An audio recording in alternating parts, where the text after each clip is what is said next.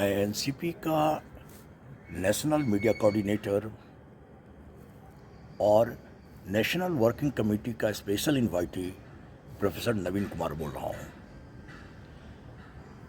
महाराष्ट्र विधानसभा चुनाव की तिथि सुनिश्चित हो चुकी है।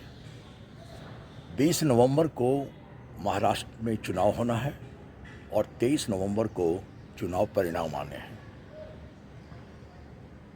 जैसा कि विदित है कि अभी हमारी पार्टी बीजेपी और शिवसेना के साथ मिलकर महायुति गठबंधन में सरकार चला रही है और कामयाब सरकार चला रही है।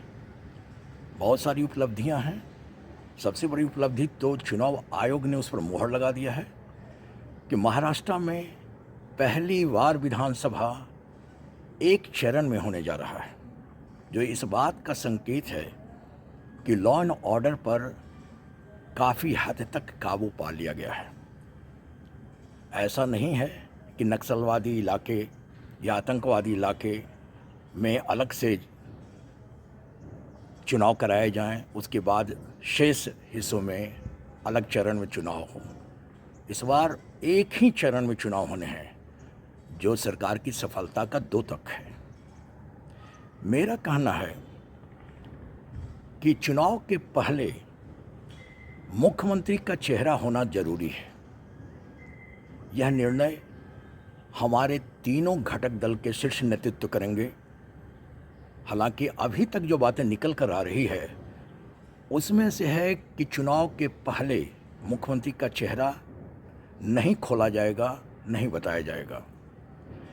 लेकिन एनसीपी के कार्यकर्ता के रूप में मेरी गुजारिश है कि अगर अजीत पवार साहब का चेहरा मुख्यमंत्री के रूप में चुनाव के पहले लाया जाए तो उसका लाभ ज़्यादा मिलेगा। आप देखेंगे हमारे घटक दल में, चाहे वह देवेंद्र फडणवीस हों या फिर एकनाथ शिंदे जी हों, ये दोनों मुख्यमंत्री रह चुके हैं। अब तीसरा घटक दल जो एनसीपी है, उनके शीर्ष नेतृत्व माननीय अजीत दादा पवार साहब को मुख्यमंत्री बनना चाहिए। एक अभिलाषा है, एक तमन्ना है, एक उम्मीद है एनसीपी कार्यकर्ताओं को कि उनको एक मौका मिलना चाहिए। जो आदमी लगातार 9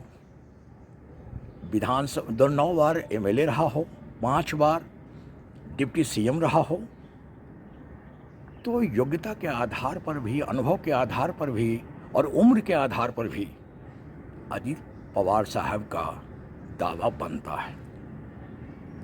अगर ये घटक दल, जो एनडीए घटक दल कहलाती है, महाराष्ट्र में अगर अजीत पवार साहब का चेहरा मुख्यमंत्री के रूप में लॉन्च करती है तो एनसीपी कार्यकर्ताओं में एक विशेष उत्साह आएगा और एक खास समुदाय विशेष के वोटरों में एक विश्वास जगेगा और फिर हमारी सीटें बढ़ेंगी, घटक दलों की संख्या बढ़ेंगी।